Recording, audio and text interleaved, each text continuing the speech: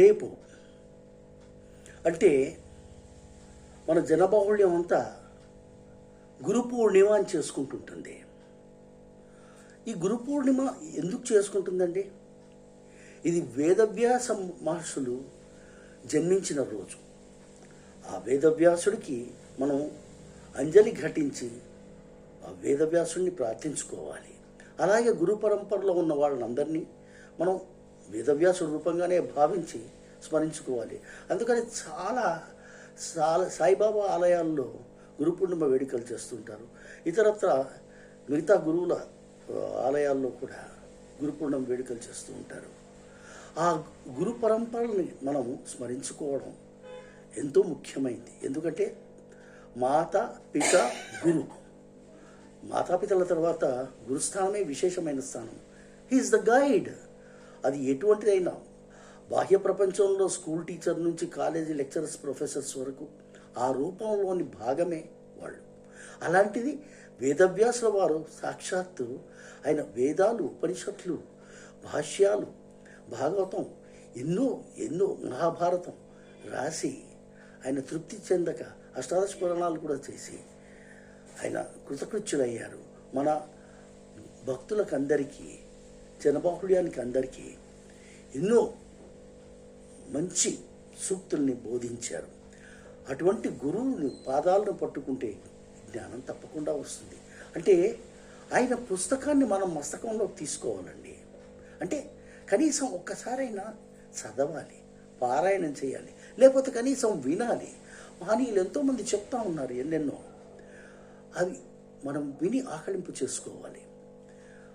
అందుకని ఆ గురుభక్తికి గురుభక్తితో ప్రణమిల్లి ఆ గురుభక్తిని మనం రేపు ప్రకటించుకుందాం ఈ ప్రార్థనల ద్వారా. గురు ప్రార్థనలు మొదట నేను దీనిలో వేదవ్యాస ప్రార్థన, ఆ తర్వాత శంకరాచార్యుల వారి ప్రార్థన, ఆ తర్వాత శ్రీ రామానుజాచార్య వారి ప్రార్థన మనం చేసుకునేలాగా ప్రయత్నిస్తాను. మొట్టమొదటిగా గురు పూర్ణిమ శుభాకాంక్షలతో అందరికీ శ్రీ వేదవ్యాస ప్రార్థన.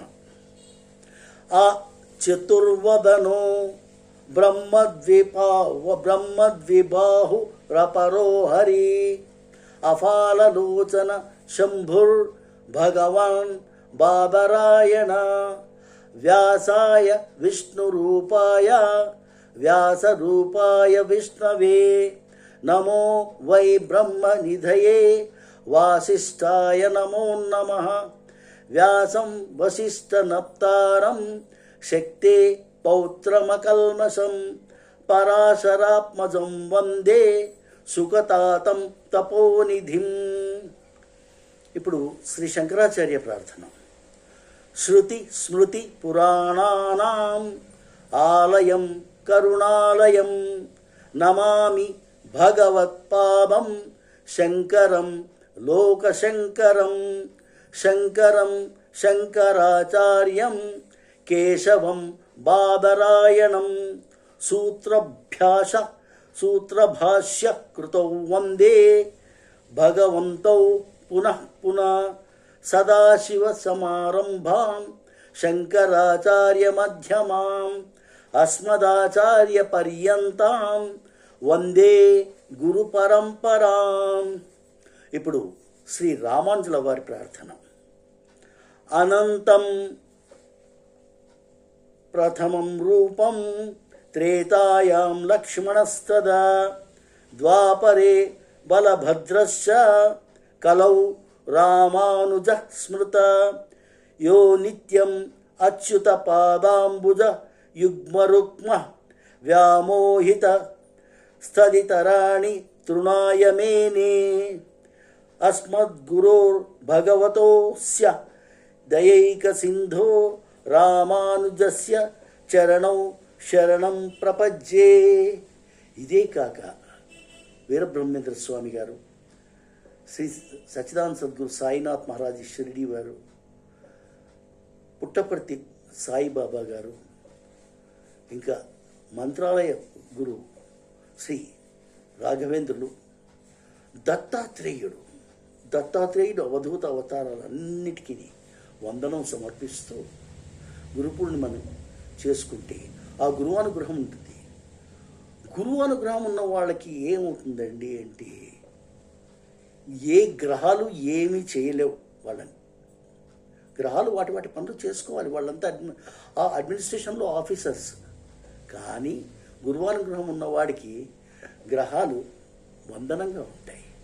అరే గురువుని ధ్యానించాడు, గురువు కోపం వస్తే ఏమైనా చేస్తాడు. ఆ గురువానుగ్రహం పొందిన భక్తుడికి ఏమి చేయకూడదు, మనం జాగ్రత్తగా ఉండాలి. ఏం చేసినా సున్నితంగా చేయాలి, మన కర్మల్ని మనం నిర్వహించాలి అని గ్రహాలు కూడా ఆ పరిజ్ఞానంతో గురువందనం చేసే వాళ్ళని అనుగ్రహిస్తారు పరోక్షంగా. మరి గురు పూర్ణిమ నాడు ఇలా మనకి ఇష్టం వచ్చిన గురువుల వారిని మనం కొందరు గురువులు ఆశ్రయిస్తాం. ఒక్కొక్కరు ఇప్పుడున్న బాహుళ్యంలో కూడా ఒక్కొక్కరికి ఒక్కొక్క గురువు ఉంటారు. నాకు విద్యాప్రకాశం దగ్గర ఆయన పాదపద్మాలకు ప్రణమిల్లి నేను మిగతా గురువులందరినీ ధ్యానించుకుంటాను. సరేనా? మరి గురువే జ్ఞానాన్ని బోధిస్తాడు, గురువే దైవాన్ని చూపిస్తాడు.